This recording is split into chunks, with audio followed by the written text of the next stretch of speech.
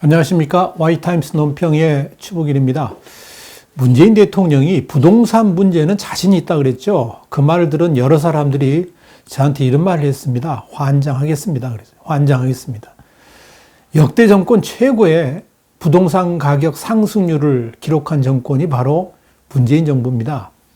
그러니까 집값이 안정되었다는 대통령의 말은요, 새빨간 거짓말입니다.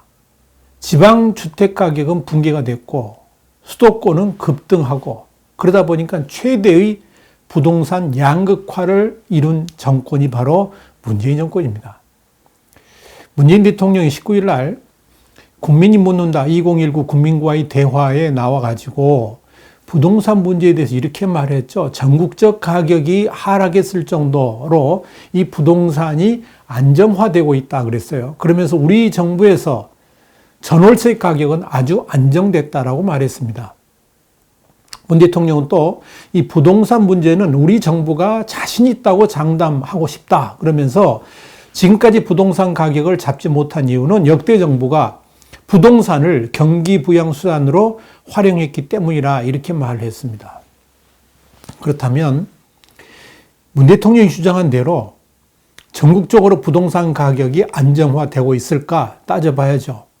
결론부터 말씀드리자면 문재인 대통령이 이 말은 새빨간 거짓말입니다. 대통령이 그 말을 들은 사람들의 한결같은 표현이 아까 제가 말씀드렸죠. 환장하겠네. 이런 거였습니다. 환장하겠네. 도대체 말도 되지 않는 소리를 전 국민이 보는 TV 앞에서 당당하게 웃으면서 말했기 때문입니다. 문재인 정부가 들어선 이후에 서울 아파트 가격은 무려 30%나 뛰어올랐습니다. 그것도 입주 5년 이내에 좀 새로운 아파트들, 이 상승률은요, 41%에 달했습니다. 어찌 서울만 그러겠습니까? 문재인 정부가 전매, 대출 제한, 재건축 요건 강화, 이런 온갖 규제 대책을 17번이나 내놓으면서 집값과의 전쟁을 벌였는데요. 오히려 역대 정권 최고의 상승률을 기록하고 있습니다. 이것이 진실입니다.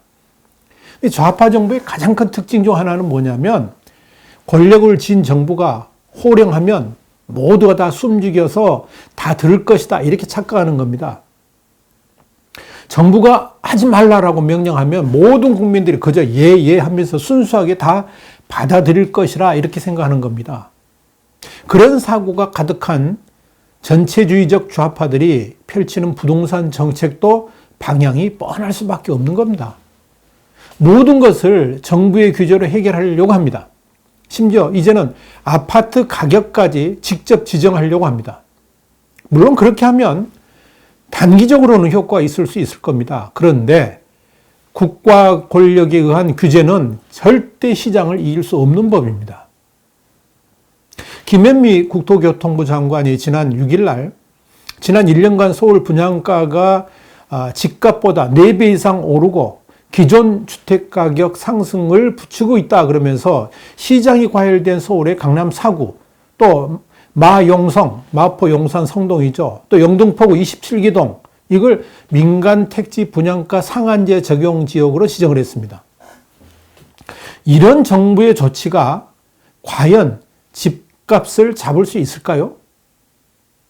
답을 말하면 절대 아닙니다. 이번 대책 역시 시장을 윽박지르려는 반시장적 정책입니다. 그러니까 오히려 부동산 가격 상승을 부추기게 될 것이다 하는 거, 이게 확실해 보입니다.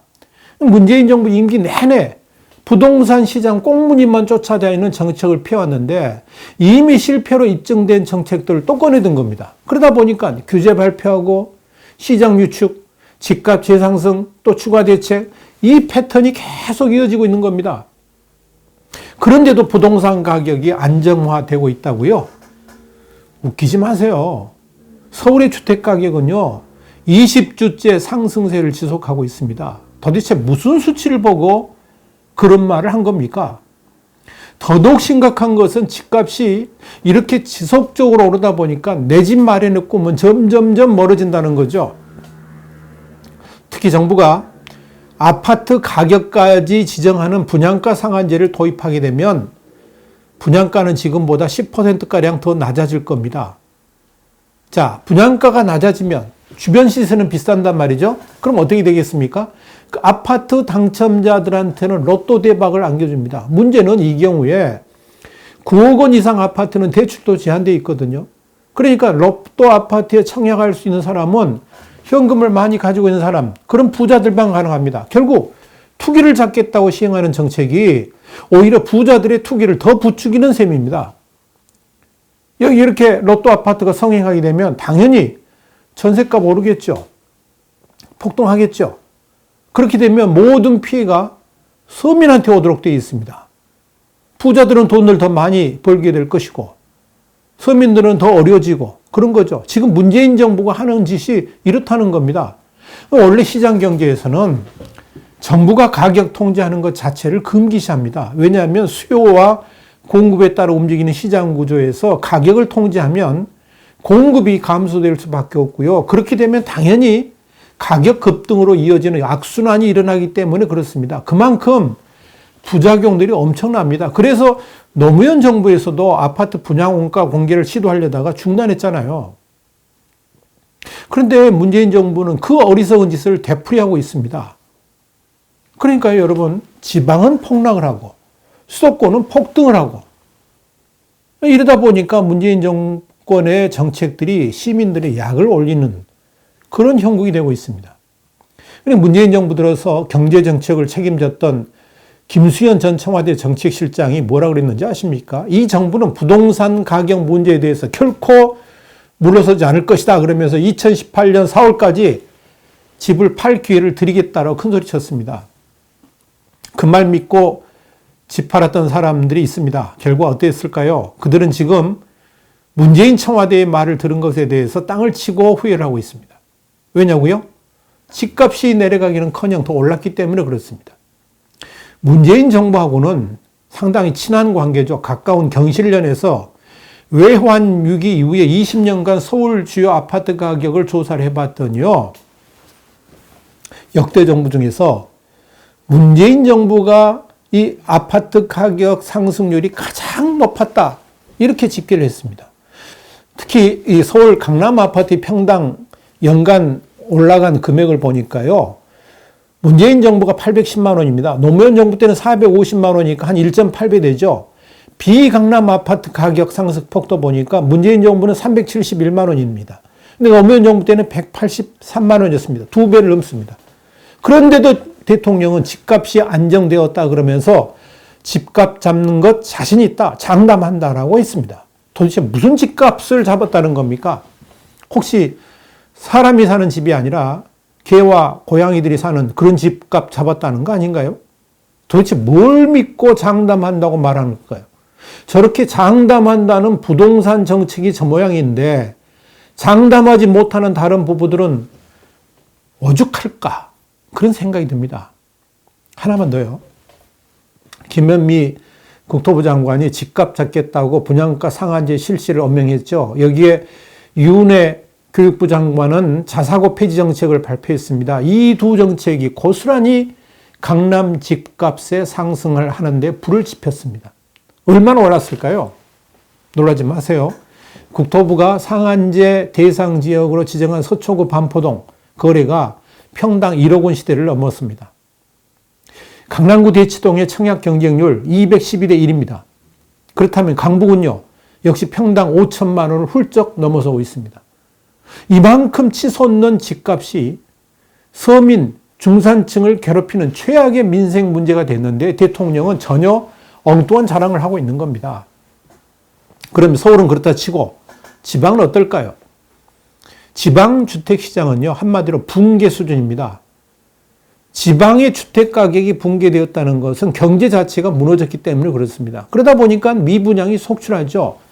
기반 산업이 붕괴가 되니까 당연히 부동산 가격도 폭락하는 겁니다. 반면 규제를 강하게 받는 수도권은 더욱더 폭등합니다. 그러니까 돈 있는 사람들의 관심이 수도권으로만 몰리고 이 가격이 올리는 쪽으로만 그렇게 관심을 갖게 되는 겁니다. 물론 전국적인 평균을 내보면 집값 안정이란 말을 쓸 수 있을 수도 있을 겁니다. 왜냐하면 수도권은 올라갔고 지방은 확 떨어졌고 그러니까 평균을 내보면 거의 비슷하겠죠. 지방 부동산 보유자들을 놀리는 이건 아주 나쁜 통계 해석이고 통계 왜곡이라고 해야 되겠죠. 약 올리는 거죠. 그렇잖아요. 그러다 보니까 문재인 정부 들어서 17번씩이나 규제 정책을 펼칠 때마다 서울과 지방의 집값 격차가요, 더 벌어졌어요. 이런 현상은 부동산 양극화로 이어진 겁니다. 그런데도 대통령은 부동산은 자신 있다고 말하는 겁니다. 그러니까요, 제발 문재인 정부는요, 부동산 정책 손 떼야 됩니다. 더 이상 국민들 속이려고 그러면 안 됩니다.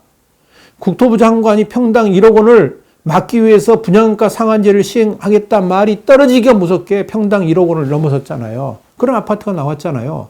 마지노선이 무너진 거죠. 여기에는 문재인 대통령이 느닷없는 정시 확대 발언이 톡톡히 한 몫을 했습니다. 그러니까 강남 집값이 더 올라가는 거죠. 그러다 보니까 차라리 정부는 부동산 대책에서 손을 떼라는 말들이 나오는 겁니다.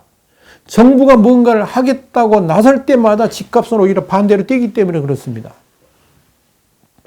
그러니까 보면요, 문재인 정부가 뭔가 의욕적으로 펼치는 정책들이 있잖아요. 그런 것들이 오히려 국민들을 힘들게 만드는 역주행 결과들을 가져옵니다. 보세요. 노동자 소득을 높여주겠다고 최저임금 정책 펼쳤죠. 오히려 일자리를 없앴잖아요. 고용 참사 불러왔습니다. 국민들한테 저녁 있는 삶을 만들어주겠다 그러면서 주 52시간 근무제를 강제했죠. 어떻게 됐습니까? 오히려 서민들의 주머니만 팍팍하게 만들었고 자영업자들은 그것 때문에 문을 닫는 사태들이 일어나고 있죠. 경제학에서 정부 실패를 보여주는, 정부가 주도하는 정책의 실패를 보여주는 유명한 로베스피에르의 일화가 있습니다. 프랑스 혁명의 주역이었고요. 공포정치로 유명하죠. 로베스피에르. 1793년에 모든 프랑스 아이는 우유를 마실 권리가 있다 그러면서 반값 우유 정책을 시행했습니다. 값이 내린다고 하니까 대중들은 환호했죠. 그래서 우유값이 내렸습니다. 이제 그러다 보니까 농민들은 젖소 사료값보다 우유값이 낮으니까 젖소를 기를 수가 없었습니다. 결국 농민들이 어떻게 했느냐? 젖소 사육을 포기하고 도살하기 시작했습니다. 차라리 없는 게 나으니까. 그래야 오히려 적자가 나질 않으니까. 젖소가 사라지니까 어떻게 됐어요? 우유 수급이 줄어들죠. 그러니까 우유값이 다시 폭등했습니다. 그러니까 농민들의 젖소 사육 환경을 개선한다 그러면서 이번에는 반값 건초를 단행했습니다. 그러니까 젖소들이 먹는 건초값을 반값으로 내린 거죠. 그러니까 이번엔 어떻게 됐느냐? 이 건초업자들이 건초를 불태워버렸습니다. 왜냐하면 건초 생산 비용이 건초 가격보다 높아졌기 때문에 그렇죠. 결국 어떻게 됐을까요? 결국 좋은 의도와는 반대로 반값 우유 정책은 가격 폭등만 불렀고요. 나중에는 우유를 서민들이 볼 때는 엄두도 못 내는 가격으로 초고가 식품이 돼버린 거죠. 그러니까 경제의 속성을 잘 모르는 무지한 정책 위반자들이 시장을 이렇게 뒤흔들어 버린 겁니다. 그러니까요, 여러분, 문재인 정부가 지금 강제적으로 시행하는 민간주택 분양가 상한제가 바로 이런 로베스피에르의 우유값 정책하고 비슷합니다. 집값을 잡아야지 서민의 생활도 안정될 수 있다. 그러니까 당연히 그런 생각할 수 있을 거예요. 그런데 이건 하나만 알고 그 다음을 모르는 무지한 정책입니다. 뭐냐면 분양가 상한제 시행하잖아요. 그럼 주택 공급이 줄어들게 되겠죠. 왜냐하면 아파트 분양업자들이 이익이 안 나니까요. 그렇게 되면 이미 완공된 아파트에 수요가 몰리게 되겠죠. 그럼 집값 상승이 올라가겠죠. 집값 상승을 부채질할 가능성이 높다는 거죠. 문제는 좌파들이 경제를 잘 모른다는 것이고요. 더불어 목적만 생각하지 그로 인한 후유증 같은 건 아예 생각하지도 않는다는 겁니다. 너무나도 단순한 생각들이 교각사루의 결과를 가져오게 되는 겁니다. 여기서 하나만 더요. 문재인 정부는요, 강남 집값 잡는 것이 최대의 목표입니다. 강남 집값 때려잡는 것이 무슨 시대적 사명인 것처럼 여깁니다. 그래서 강남 집값 잡았습니까? 아니죠. 정반대죠. 잡으려고 하면 할수록 더 오르죠. 그런데요, 문재인 청와대와 고위 공무원들의 33%가 강남 3구에 집이 있다는 사실 여러분 아십니까? 청와대만 해도요, 무려 52명이 강남 3구에 집이 있습니다. 특히 청와대와 기획재정부, 국토교통부, 한국은행 같은 부동산 관련 정책기관, 또 금융위원회, 공정거래위원회, 대검찰청, 국세청 이런 사정기관의 고위공무원 159명만 놓고 보면 강남 상구 주택 보유 비율은 무려 46%입니다. 73명입니다. 절반 가까이죠. 강남 상구 주택 보유하고 관계없이 전국의 주택을 두 채 이상 가진 고위공무원이 639명인데요. 이 중 298명, 그러니까 47%가 두 채 이상 갖고 있습니다. 그러니까 부동산 관련 정책을 위반하고 집행하는 고위공직자들이 집값 폭등, 누가 먼저 이익을 봅니까? 그 사람이 제일 먼저 이익을 보는 거거든요. 이런 구조에서 문재인 정부가 아무리 부동산 대책을 발표해도 이거 신뢰가 가겠습니까? 자기들이 제일 이익을 보는데요. 코미디죠. 이게 문재인 정부의 실상입니다. 오늘 와이타임스 논평은요. 문재인 대통령이 부동산 문제 자신 있다, 장담한다 그랬죠. 그 말을 들은 사람들이 하는 말이 뭔지 아시죠? 환장하겠네였습니다. 역대 정권 최고의 부동산 가격 상승률을 기록한 정권이 바로 문재인 정부입니다. 집값이 안정되었다는 대통령의 말은 새빨간 거짓말입니다. 지방 주택 가격은 붕괴됐고 수도권은 급등을 하고 있고 그래서 최대의 부동산 양극화를 가져온 정권이 문재인 정권입니다. 와이타임스 논평이 있습니다. 다음 시간에 다시 뵙겠습니다. 감사합니다.